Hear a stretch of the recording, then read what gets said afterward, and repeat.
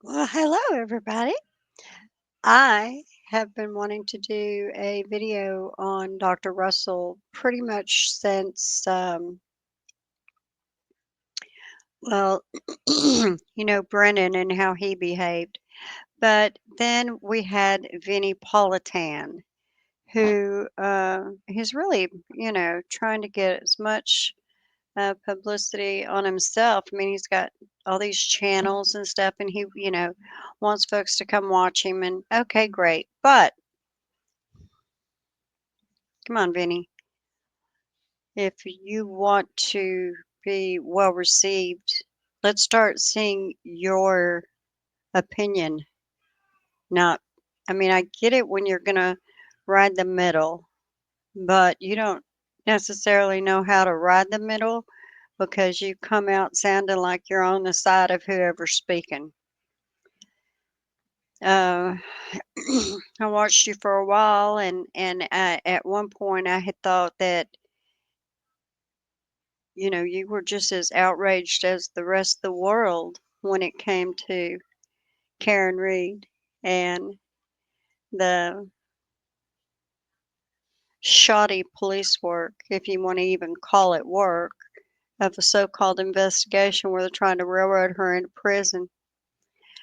So I wanted to go down memory lane about Dr. Russell. I was extremely impressed with this young lady.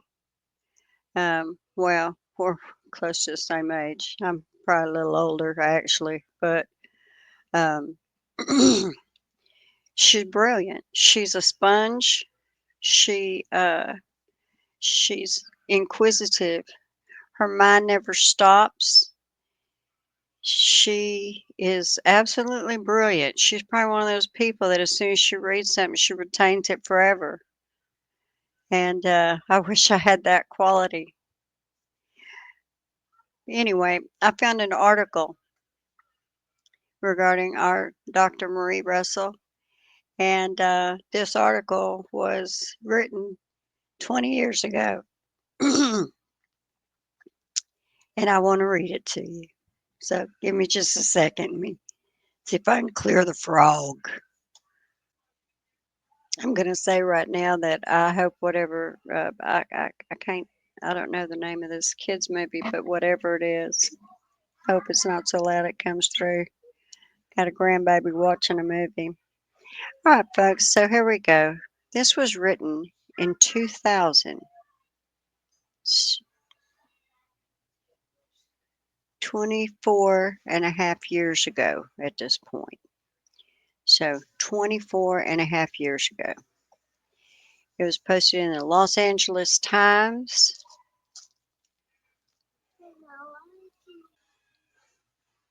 So Jane Allen wrote this. And like I said, it was 24 and a half years ago. But I ran across it and I thought, wow, I mean, she was fabulous in the year 2000, well known as a one of a kind trauma doctor. She could only have gotten better with her knowledge and experience.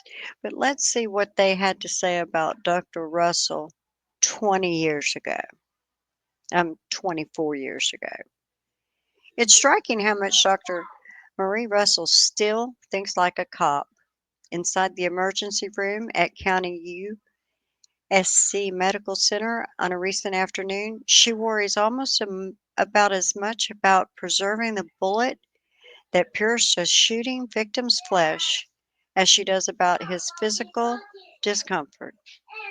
After urging the physician's assistant to remove the bullet without any metal tools that could mar the markings crucial in a police investigation, she then gently asked the patient for permission to see and photograph his wound and his tattoos. The 32-year-old man, shot 6 hours after being paroled, obligingly pulls up his shirt so she can examine the massive discolored bruise that is developing where the bullet lodged after missing his spine.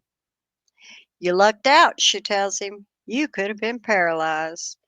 Then, as he rolls up his left shirt sleeve, she leans in for a closer look at the multicolored peacock on his inner arm, knowing full well that peacocks and dragons are commonly tattooed inside the arm to hide signs of drug abuse. She nonetheless asked why he chose the design, acknowledging that he has used heroin. The man doesn't mention the fresh puncture indicating he likely injected earlier that day. Without expressing any judgment, Russell takes a few snapshots of the tattoo as well, then steps from behind the examining room curtain. The injection site is something I don't have in my photo collection, she says, sounding like a butterfly collector who just snagged a prized specimen. The former Malden, Mass. Police officer who traded a uniform and walking shoes for scrubs and sneakers years ago has an unusual resume in this world of inner city trauma care.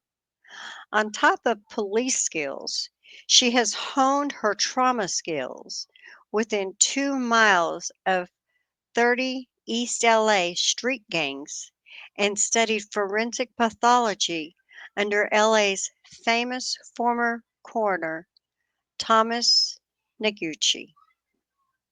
She has shot more than 750 photos of tattoos and hundreds more of unusual wounds to help her understand how they're inflicted and how they heal.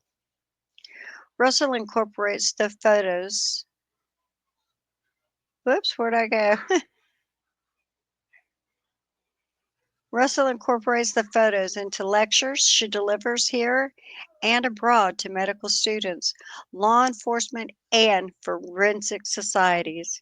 She shares medical and sociological insights into sexual assaults, domestic violence, child A, and the drug use and prison histories of gang members. She is certainly single handedly developing a new field of what you call clinical forensic medicine, Noguchi says. We only have one Marie Russell, but we need at least 1,000 such persons to serve our major communities. Isn't that amazing? Listen to how he's talking about her. Yet Beverly Canoni wants to screw her nose up at her and she wants to act like she's holier than thou. Beverly is not the friendliest to the witnesses for the defense, I've noticed. Such a shame, too, because as a judge, you're supposed to not be able to see any differences. I mean, I'm not. I'm not supposed to look at a judge and be able to tell what they're thinking. But she gets snippy, her attitude, her behavior, all towards the defense and the defense's few witnesses there are, really shows her true side, in my opinion. But I love that. If back in the year 2000, she is certainly single handedly developing a new field of what you call clinical forensic medicine, Noguchi says. We have only one Marie Russell, but we need at least 1,000 such persons to serve major communities. What an honor. And I'm going to say it again, the woman's brilliant. She's a sponge.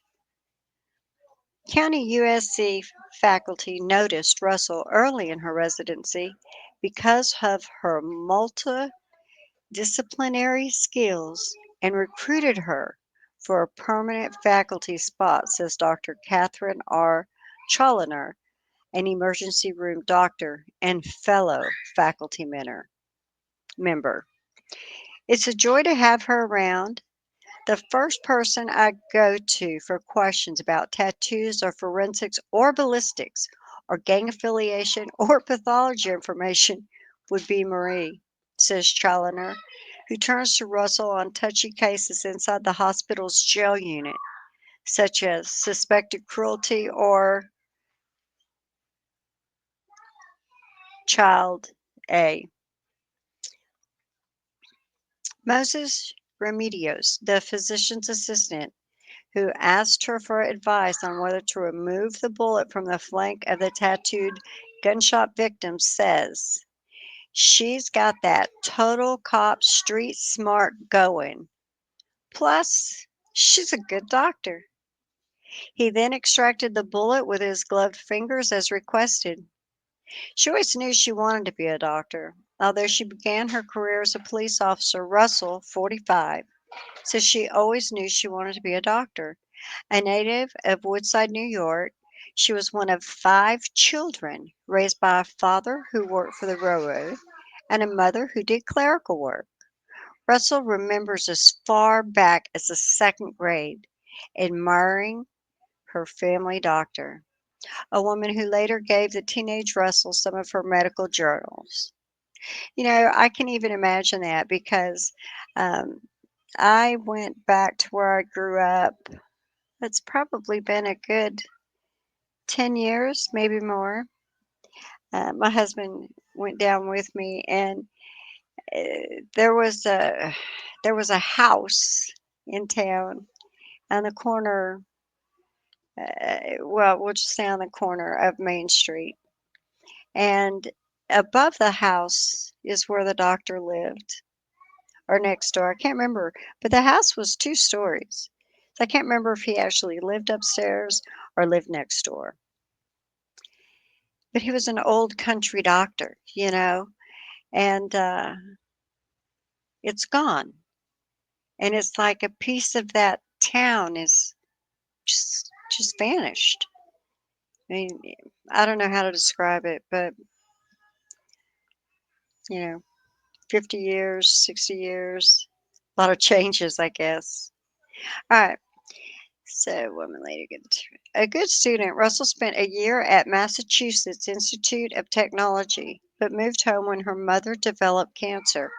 After her mother's death, she returned to Massachusetts and began taking courses in criminalistics and criminal investigation at Northeastern University.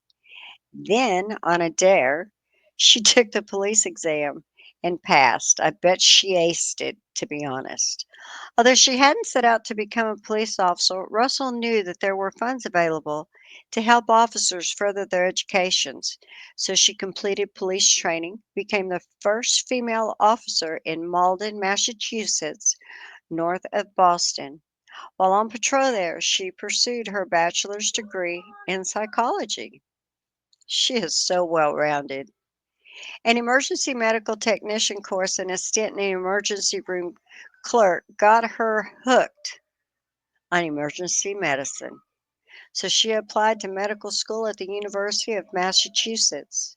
By 1983, she recalls as the hardest year of my life. She was 28 years old and juggling first year medical studies with a full time police job 50 miles away. Wow, that's impressive. That's 1 year after I had my son. Wow. She was young then, too. I mean, that's pretty young. In her second year of medical school, she was introduced to pathology, found herself torn between advanced training in that or emergency medicine. She could only do both at a big city medical center with an affiliated coroner's office. So she headed up to County USC in 1987 for her residency.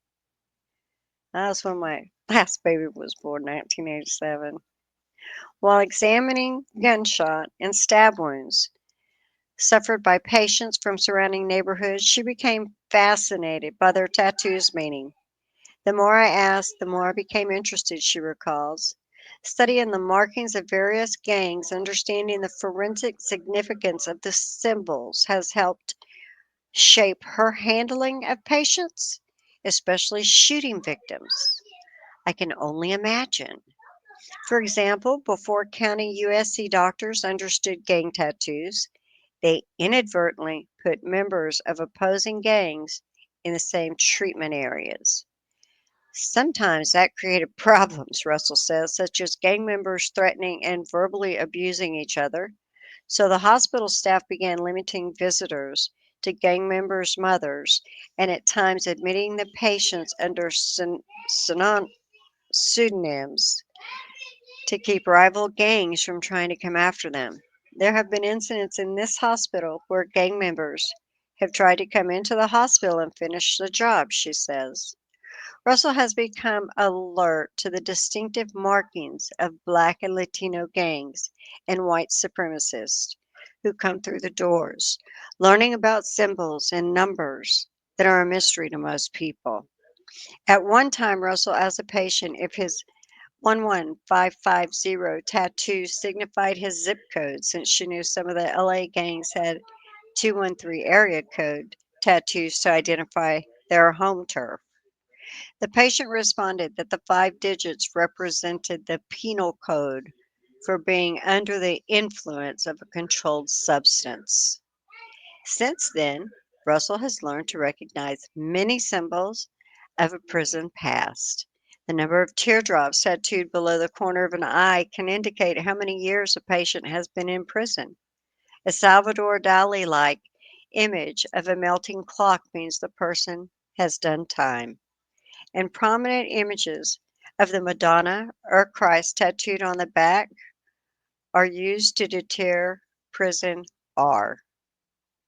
Some tattoos influence her medical decisions. An unexplained fever in a patient with a symbol of drug use may indicate the possibility of drug related infections. Prison watchtowers or symbols of homosexual acts may make her suspect HIV or hepatitis.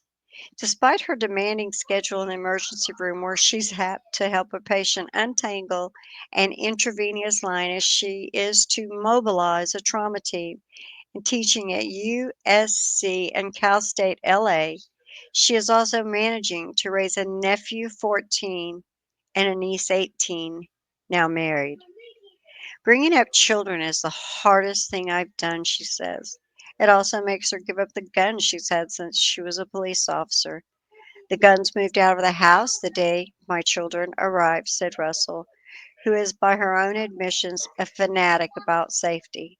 She's been known to annoy her family by giving smoke detectors for Christmas. I think I've read this before. I just don't know if I did a video on it. Russell knows she inhabits a different world than that of most people. A point driven home one day at her niece and nephew's school when suddenly realized that an accident that disturbed the nuns there was minor compared with what I hear and see every day. It occurred to me that the crime and violence are not part of their life. My life is so different.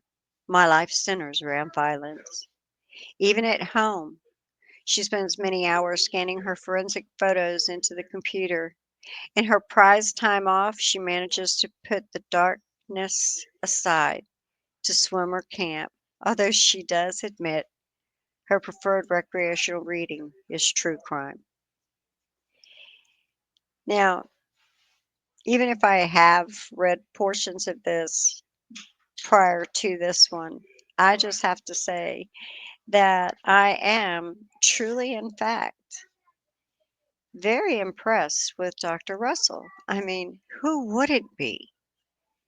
But when you listen, when you listen to her testify, and she talks about her interest in dog bites, Vinnie Politan, you can't just go on and ask some guy who looks like he's like living in the downstairs quarters under an attic or in a basement. Really, are you? I mean, there's no comparison. And what did you explain to him, Vinny? Let's see. Okay, now we're going to listen to Vinnie Politan and his expert in animal behavior. I believe it is.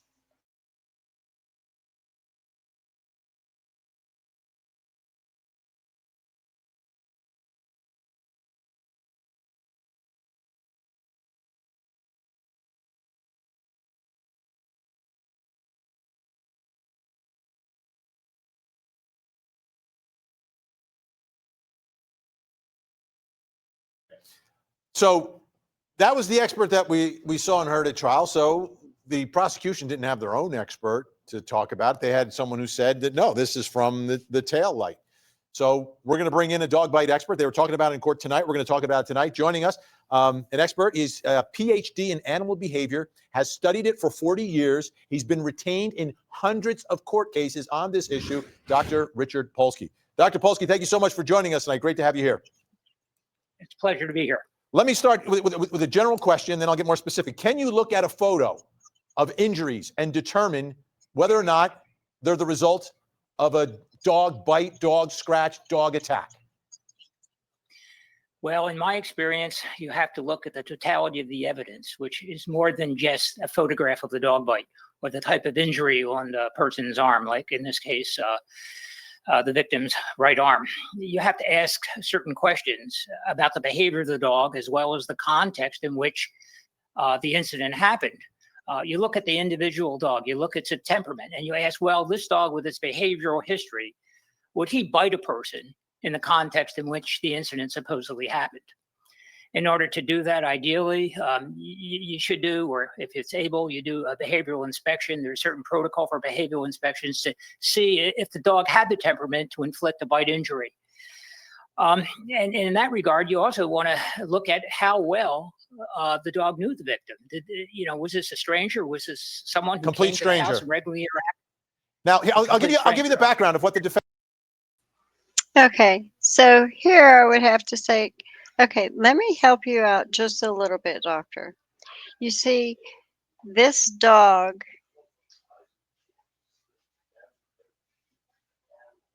is suspected of biting someone 3 years ago. And for the last 3 years, until just recently, the dog was unattainable. The defense asked months after the original accident for the dog to be produced, and it never was. Now, all of a sudden, miraculously, it is being produced. Now, also, please understand, doctor, that there was a get together at home. Um, the defendant is being accused of dropping her boyfriend off and then backing into him because she's angry and leaving him on the lawn to expire, along with the guests coming and going from the home who never saw anything, including the people who saw the driver of the car in the vehicle by herself and did not see the victim anywhere whatsoever. So, go ahead, though. Go ahead. Go ahead. Tell us more about. We need to know about its behavior. The other thing is, if you take any dog, sir, I understand you're an expert in the field, but if you take any dog and their master is threatened or in harm's way, or they think it they are because there's bodily fighting going on, I just think almost any dog's going to jump in to to do the rescue. But I didn't pay to learn their behavior either. Defense is alleging here that there's some sort of altercation in the home, right, between perhaps the homeowner and the victim here, and they believe at some point the dog jumped in. That's kind of what they're intimating in their theory of the case. The dog does have a history of one other bite. And that bite involved, I think there were two dogs going at it, and someone was trying to break it up between the two dogs, and the dog bit the other dog owner. I believe that's the backstory on that. So I'll give you a little more background there. Does that give you a little more to think about? And what do you think about that photograph? Well, you certainly have to consider the nature of the wounds, whether they appear to be caused by a dog or some other animal. Injuries like this can be caused by similar type of inflictions. For example, there's lacerations caused by a sharp object. There's human bites. Cats can inflict bites like this. Rodents, coyotes, and the nails, for example. So the photographs in themselves cannot be used to come to any definitive conclusion. As I said, from my perspective, you have to look at the totality of the evidence. And the totality of the evidence, you have to look at the context. You have to look at the motivation of the dog. You have to look at the temperament of a dog. Would the dog be motivated to attack a person in this context in which it allegedly occurred? So there's certain animal behavior questions. And in that regard, part of the method, if it's possible, is to do a temperament test of the dog. Gotcha. And that can be done. Let me do, I don't want to run out of time here, Doctor. I want to play something else for you that came up in court today, and I think a lot of folks have questions about it. Let's take a listen to the dog bite expert. She's a doctor, Dr. Marie Russell. Did you ever discuss going to see Chloe and doing these studies on Chloe so you could see if they were dissimilar to these abrasions? I was asked to evaluate the wounds. Do you know that Chloe exists, that we provided notice to you, that we went up and saw Chloe and took molds? Did you know that? Objection, Your Honor. Did you know that was going allowed? Did you know that, doctor? I do know that now. Now that you know that Chloe's available, wouldn't those molds be helpful? Wouldn't you want to look at them and compare them to the distances on the abrasions on Mr. O'Keefe's arm? Objection, Your Honor. I'm going allowed. I don't think it's necessary for many reasons.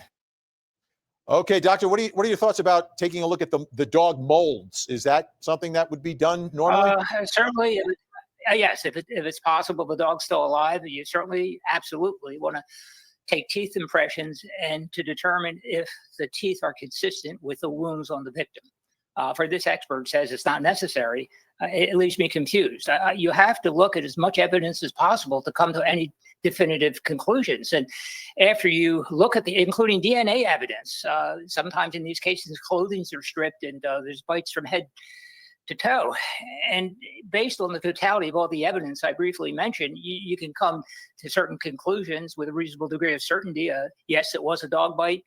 Some of the wounds were a dog bite, other wounds were not, or none of the injuries were caused by a dog bite, or one can't draw conclusions based on the evidence. But it's very important, in my opinion, to look more of the evidence whenever it's possible than just looking at the wounds from a photograph. Okay. It doesn't make sense. It doesn't make sense to me. You know, doctor, it doesn't make much sense to us either, but unfortunately, Officer John O'Keefe was killed. The police did, I don't even know how you can call it a investigation, less than an hour, and went on hearsay to get a jury, I'm getting tired, to get a grand jury to indict her for this. So, if y'all want to hear any more, then I'll put the link, if I can figure out how, in the description so that you can go and listen to Vinnie. And he had like 2 against 1 because he had Nick Rocco on there, who of course is free Karen Reed and thinks like the rest of us. And then a couple of folks that just don't buy it. But I have one more thing. Give me just a second. I wanted to bring up. Okay, so there we have the behavioral expert and his opinions, and you know, the one thing that he did keep saying were cats, rodents, kept calling them bites. So they even look like some sort of bite to him too. And I don't know why we didn't ask him, look, do you think you could determine between a dog bite or a tail light? And that's where Marie Russell's expertise comes in.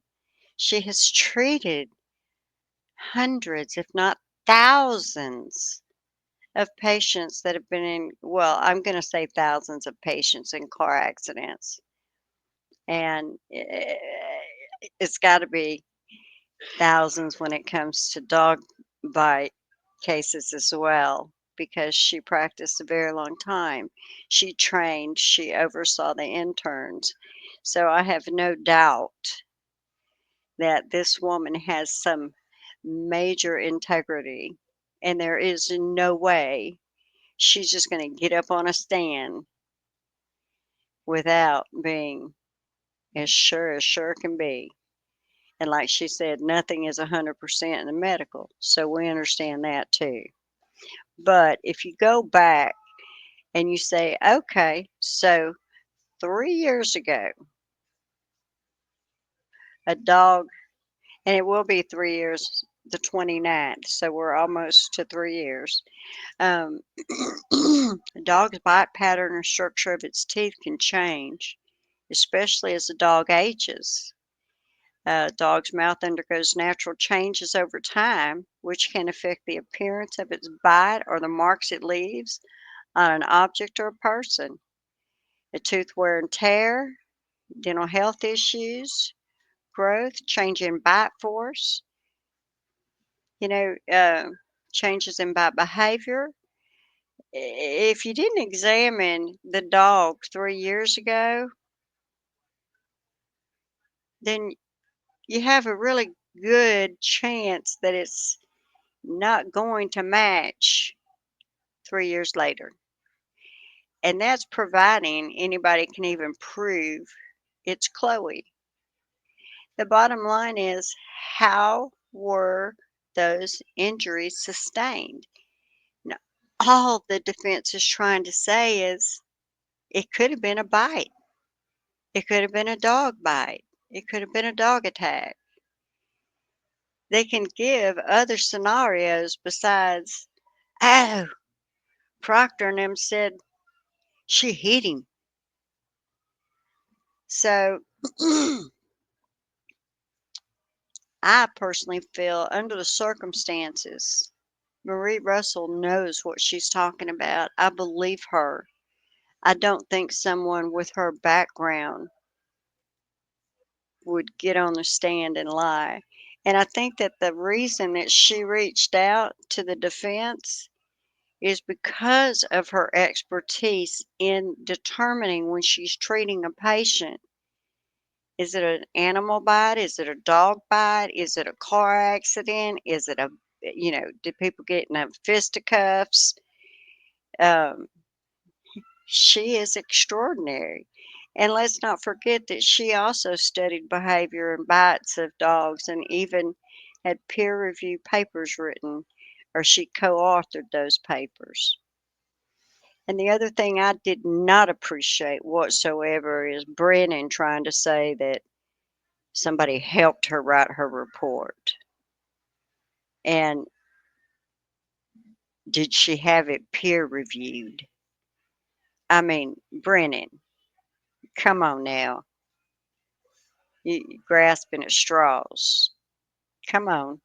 If you had if you had any integrity, Brennan, you would say that you're not going to prosecute this because it's not prosecutable, because it should never have even come to court. But I'm not going to ramble on anymore. That's what I'm going to say on that. I may be back with some more thoughts, but for now, those are my thoughts on that. So I just don't see that, you know, I mean, come on, Court TV. Come on. Now that they're trying to swing it, you're trying to help them. So can't you ever just look at the facts that you see and call them like you see them instead of trying to sway people? Or is that what you're doing? Do you looking at this and saying, oh, she's guilty and trying to sway people? Or are you trying to be a reporter and you're delivering just facts from one side to the other? Because, Vinny, when you give there's some times that you do some speaking that it seems that you're really, really pushing the defense, the prosecution. And I've watched some where you're really, really pushing the defense. If you're sitting on the fence, if you're sitting right in the middle, you can't you can't show any more enthusiasm of one than you can the other. You're just not supposed to. You know, journalists are supposed to just give the facts. But and there's a lot of different people with a lot of different opinions. Be sure you fill them in on all of it. Like, doctor, first of all, that doctor isn't isn't qualified to say if it was a car wreck. But I think pretty much he can tell that it's some kind of bite, right? So I just want to give my thought on that. But yeah, it seemed like Vinny was more, like he found somebody to testify for the prosecution. And if this doctor has a lot of credibility, which I think I would really do some digging before I agreed. And when you bring it all up, I mean, there's a lot to say. It's just like they're trying to say, Chloe didn't do it. Well, we don't believe it's Chloe. I don't. I don't believe it's Chloe. And if it is Chloe, I would think somebody would have some kind of trouble to be in because, the defense team asked in 2022 for Chloe to be um, accessible to them. If they had nothing to hide, why was Chloe gone? Things that make you go, in the Karen Reed case. I bet there's a lot more I can find that make me go, I can't believe this poor woman and her family are going through this. I can't believe that it's okay to just continue this circus. And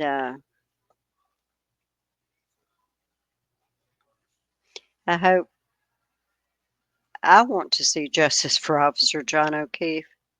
But how are we ever going to have justice for John O'Keefe when the police officers didn't bother to do their job? I don't see how. And as long as this is going on, I don't see how he's resting. I mean, leave the man in peace, right? I don't think he'd be very happy with anybody trying to prosecute Karen Reed either. But I guess we all have differences. I believe Karen Reed and her parents, there is no way, there's no way that Karen Reed would lie to her family and have them stake everything they've worked their entire life on to help her. And that's what's happening. She didn't do it, folks. She didn't do it. She's not the type of person that would do that. Whatever's going on in Massachusetts is really big. And Karen Reed might be a little bitty lady. She's tiny. I've seen she's adorable. She's not going to let this go. There's going to be some changes coming. There's going to be help for other people in Massachusetts. It's going to take a little while because these people are used to doing what they want. But I'm going to hush for now. So I'll see y'all later when I got some more saying, right? Bye. Have a good night.